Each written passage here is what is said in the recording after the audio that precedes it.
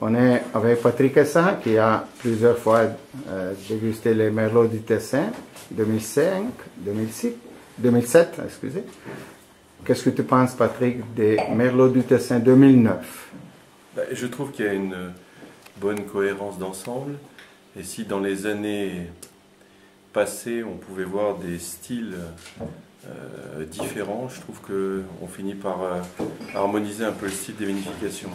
J'ai trouvé que également, sur certaines cuvées, les boisés étaient encore un petit peu trop présents. Et je ne sais pas si le fait d'élever ces vins dans 50 à 100% de bois neuf est si judicieux que ça. Si j'avais à conseiller certains des producteurs qui ont vinifié ces vins, je les guiderais volontiers vers un petit peu moins de bois neuf.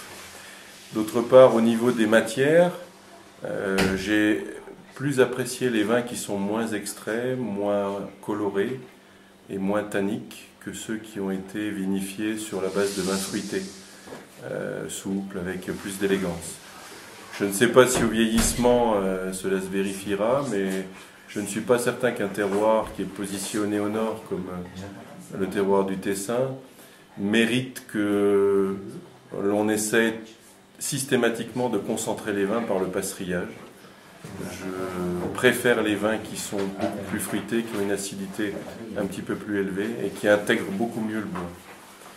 Je note aussi que les cuvées les plus concentrées ne sont pas celles qui se dégustent le mieux jeunes. Et des vins comme Sacy Grossi,